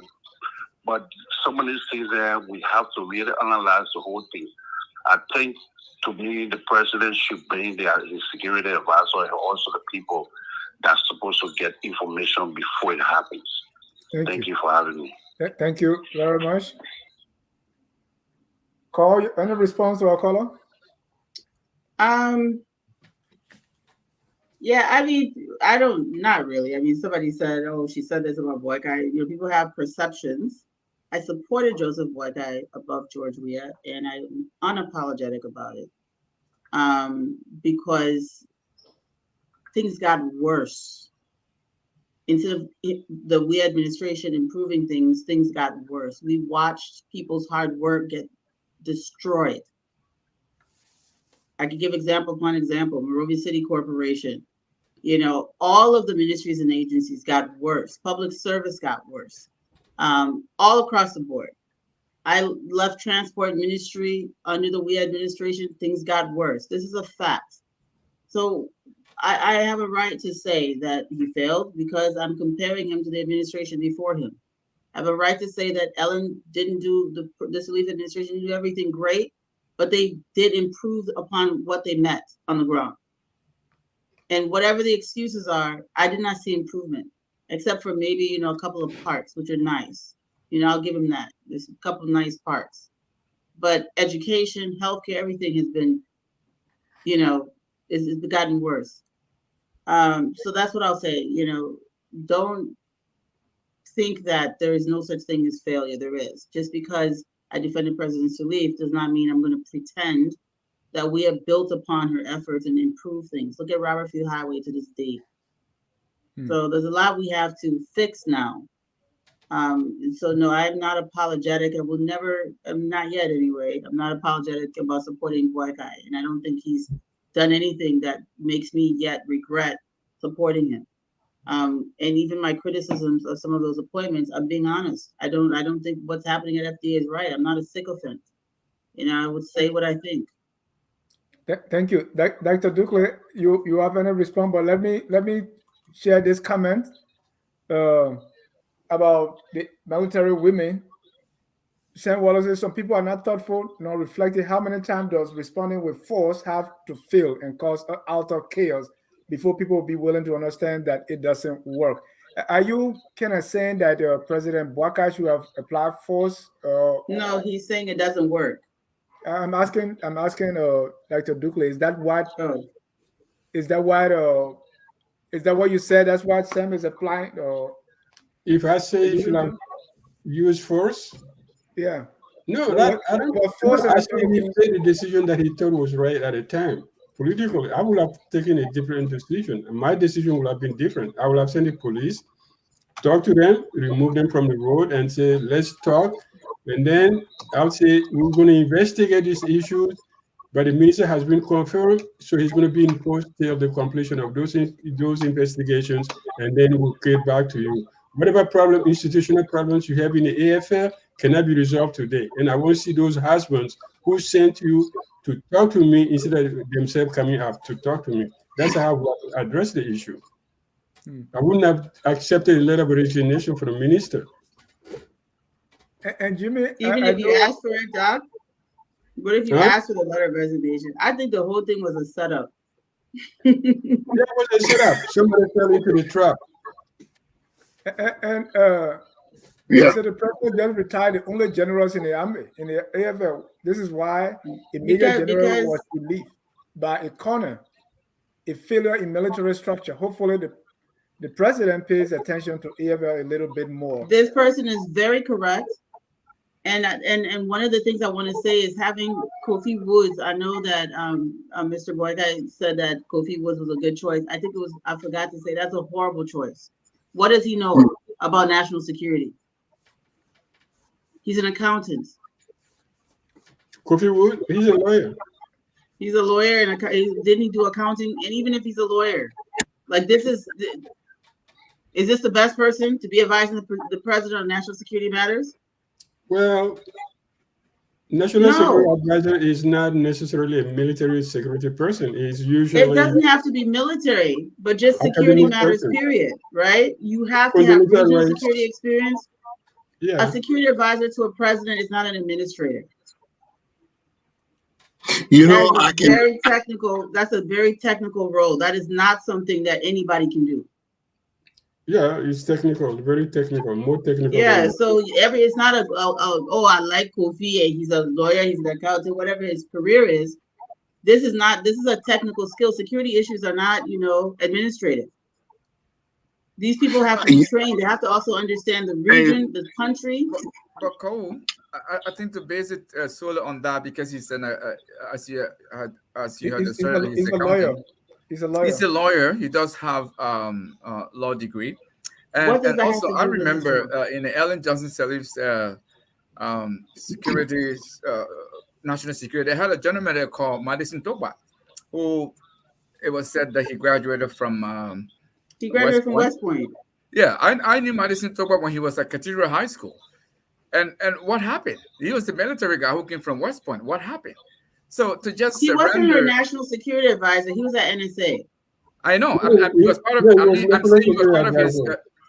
Pardon me? We're talking about Kofi Woods' role as Yeah, national let him security finish. advisor to the president, not NSA, boss.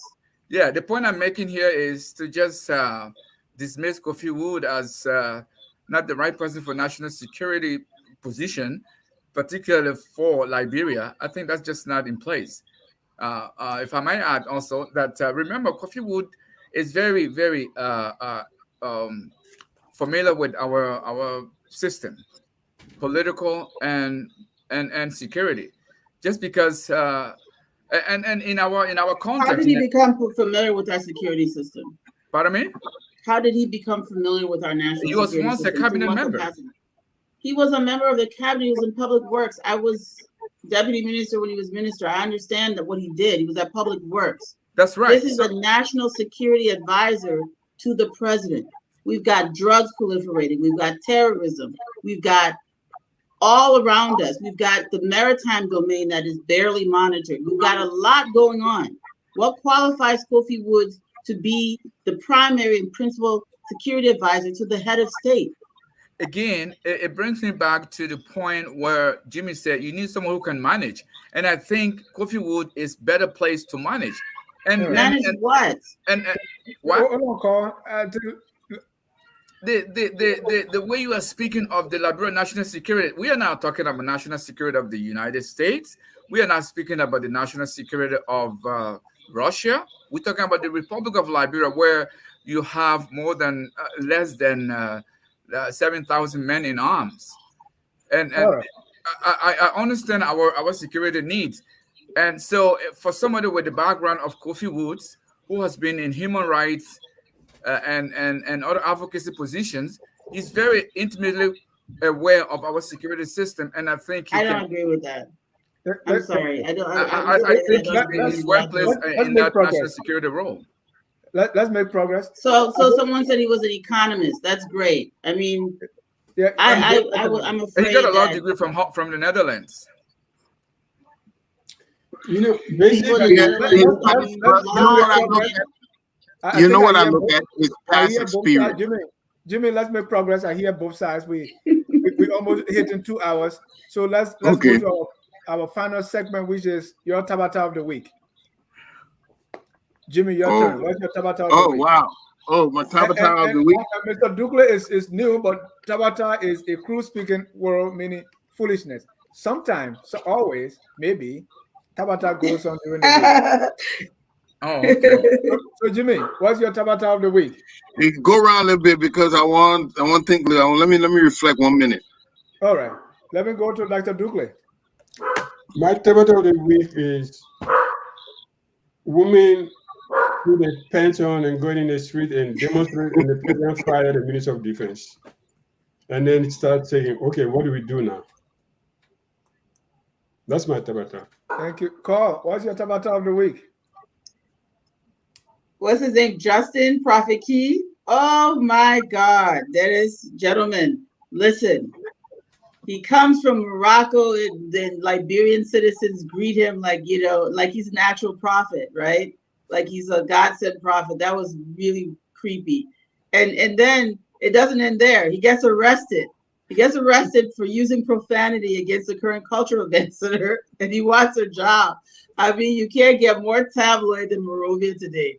So that was the whole events that unfolded in the city of Monrovia today. That's my Tabata, and I hope they have freed Justin. I turned on my Facebook. Everybody that free Justin. I said, "Who Justin?" They said Prophet Key. I said, "But y'all leave him there. Let him cost Marcus to free himself." So anyway, that's my Tabata. And there were people lined up outside to cuss him too, and I could hear them. Prophet, I didn't know that part, but that's funny. Yeah. Our reporters were there to cover it, watch it on Focus on Abroad YouTube. You will see people holding him as a payback. I hope they beeped out the cussing though. Yeah. Mr. Dukle. Boakai, your Tabata of the week. I was still reflecting on having the first female appointed as Minister of Defense, and the change of that mindset of bringing in a female. Yeah. So what's the foolishness of the week that happened in Liberia? I can't think of one right now, Dennis. Jimmy? Yeah, so here it's not so much of a foolishness, but it's a very concern of mine. No, we want the president left the country unceremoniously. We don't know why. I have that rubs me the wrong way. I mean, even if he wanted to go visit the CIA, at least he would have. But are we going to have the president simply leaving and we don't know where he's going or why he's gone? It was reported, right? He went to Accra in an Air Force plane, Ghana Air Force plane. Jimmy. To do what? Jimmy. For working visit. Yeah, it was reported that he was going for a working visit, and while he was there, I just the way he left unceremoniously. I'm just kind of concerned. Mean? What does that mean? Well, people like him have a mission. He's going there. He represents us everywhere he goes. So I would love to know what his agenda, or at least give some mention of why you're going there. And we notice that there's a frequently visiting there too. So it's just a concern, it's just a concern of mine. Thank you. Elvis Morrissey, my Tabata of the week is people calling Yeka Koluba crazy because of his criticism of President JNB. Broken clocks. It's not because of his criticism of Elvis. It's because the way he does it. It's not what he's saying. It's the way he's saying it. You can be crazy and still be honest at the same time. So nobody's saying the thing he's saying. It's the way he conducts himself, and you know that, Elvis. You for here. Yeke said no, he Emmanuel cracked brought it. my Tabata of the week is saying some Liberian women praise singing Prophet Key, a man who's accustomed to abusing the same Liberian women. Complete Tabata. And they had what's about the meeting they have? It's a free position movement. So they actually have a group. They got a chairman, they got a lady who's the vice president, and then they have maybe a teenager who is their local president, and he had a meeting. And my brother doesn't see, so it missed me. That's funny. My Tabata is people expecting President Boakai to perform miracle in Thank you, Livingstone, for once. Yeah. He said leopard knows how dragging can hurt, so leopard doesn't like to be dragged. The same Livingstone then were criticizing, but now Sam Wallace said, my Tabata of the week is president's press office releasing a statement that the president was going to Ghana to meet the Ghanaian president, only to later realize to release another statement that he met with the vice president and other Ghanaian officials. I think it's something not regular, but I think there's something not regular. James Nambe, my Tabata of the week is finding out that Liberia has actually had a cultural ambassador for 30 years. And what does this cultural ambassador thing even mean? There you go. Every country in Africa has a cultural ambassador. Everywhere?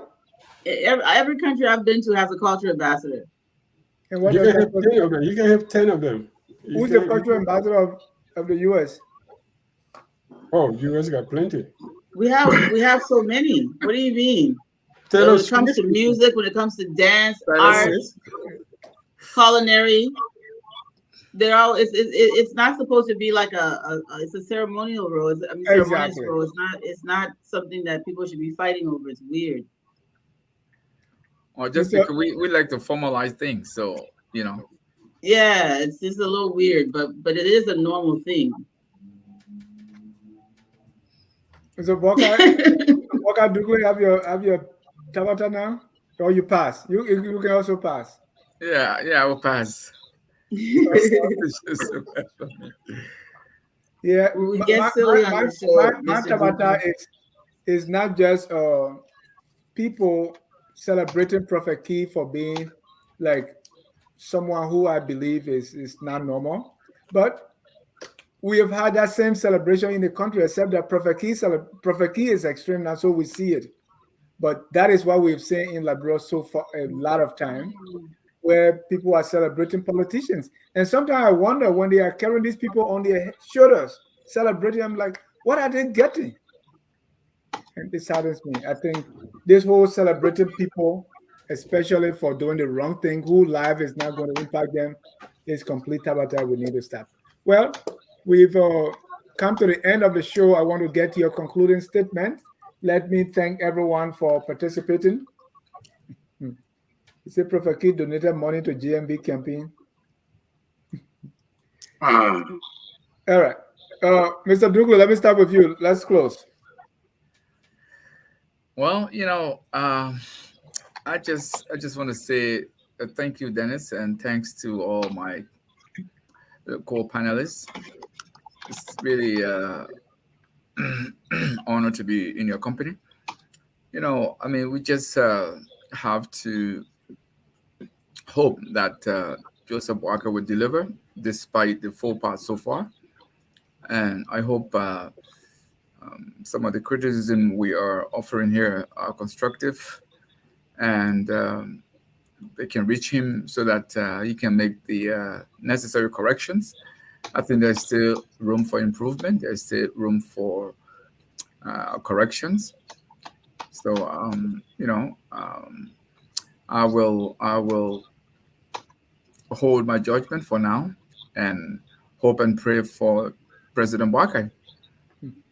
I didn't see you holding the judgment, but anyway, I take that. Call your closing. I am very optimistic. Though I think Kofi Woods is misplaced, and I think that the FDA boss is going to be is actually dangerous to our country, and but beyond that, everything still is what it is. I'm very optimistic. I am very proud of many of the things that the people that the president has brought together are doing.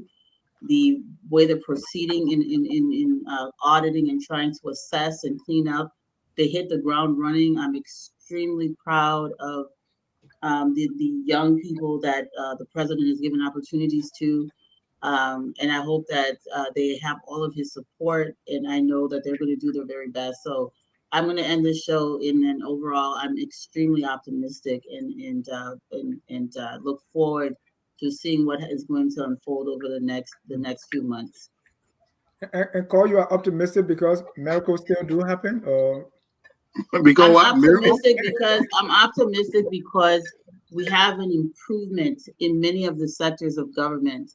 And many of the people that the president has appointed are head and shoulders above the people who were there before. I mean, we've got okay. yeah. So they're going to outperform their predecessors, which is good for the country. Time will tell. Jimmy, you're closing. Yeah, I like to see certain things. Just the other day, we heard that they were trying to broker a deal for $5 billion investment in Liberia. You can Now, hear I all think, kind of things too. oh no, Yeah, it's a it's serious, it's a serious. I think it was which company was that? Was it HPX. HPX deal? Yeah, they're Oh talking wow. about building a railroad. I mean, Oh yeah, of course. Sorry, oh, Jimmy. yeah. So no problem. I think this is an excellent opportunity. But what I would like to see, you see, I think Liberia is a bucket with a lot of holes. So until you patch those holes, in other words, all those leakages in the diamond industry, in the extractive industry, in all those different places, until you address those, it'll be difficult to fill this bucket. Yeah. So I would love to see headways into addressing those issues. If we even do half of them, I think Liberia will have a much better future. So I'm looking forward to seeing the administration do that. One more Tabata here, James Nambwe. My Tabata, there's J. Victor Nambwe. Then it's not advertising Friday night debate for tomorrow. That's complete Tabata.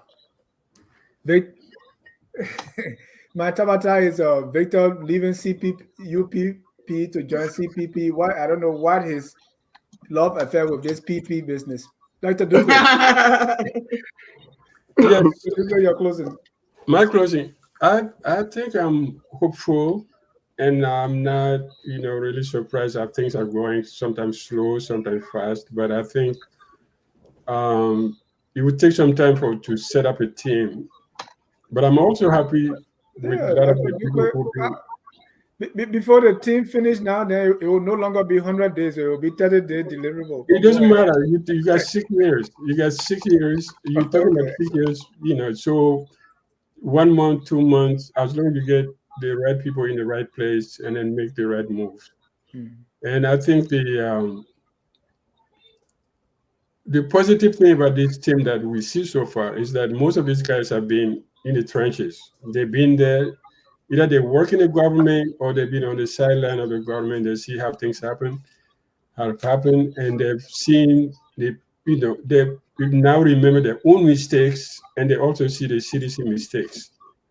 So they have the advantage now to say, okay, this is what I did in 2012 or 2014 when I was assistant minister, and this is what this person did in 2019 when he or she became assistant minister in the same. So how can I improve on that? And I don't think anybody wants to go back to the same job and make the same mistakes. So a lot of these people have the experience of having served in the government or having been involved in political parties and all of that. So I think they come with something that probably will move the country forward in a different direction. But I also hope that we will really think about some of the institutions that we keep carrying and decide what are they used for? What do we need them for? Do we really need them just to give jobs to friends and then move on? And then look at some of the appointment like FDA. If FDA is, as people saying, the head is, well, Boakai has some issues there, so he may have to resolve it. But then again, never forget, the first cabinet after an election is always a thank you cabinet. These are people you want to thank you, probably with few technicians and technocrats in the right place, but most of the people are people you want to say thank you to. How long they will stay, I hope not like with George Weah 6 more years. Thank you. Thank you. And tomorrow, join us for Friday night debate where we debate current issues and we keep it black and white. You either for or against. So join us tomorrow at 8 p.m. and during the week, as soon as the plan, or hopefully, if the 100-day deliverable is finalized, we're going to be right here to put a marker in the sand and see where the president goes from here. I want to thank you all for coming. We hope that President Boakai moves a little bit faster because flies supposed to be making honey instead of bee, but it's because of this over planning, being over careful. When God gave fly the recipe for making honey, bees just eavesdropped and went straight away to work. Fly was still organizing it, forecasting, and doing all this, and see where fly is today. So we hope President Boakai moves a little bit faster with urgency because where our country is, you just have to go slower. We need to do little things little faster, and let him get to the counties. Everything now is Morovia, right? We want to see people in the counties who are appointed because we don't want to still be living under the weird government. That's my pet piece. You'll be in signing soon. Thank you all. At this time, we close with a song that says, "We are all Liberians." Whether you believe President Boakai is moving faster, is being very careful, or he's making the right decision, we are all Liberians. What is incumbent upon all of us is to do whatever it takes to make our country the glorious land of liberty. Good night and God bless you. We are Liberians. Liberia is our home.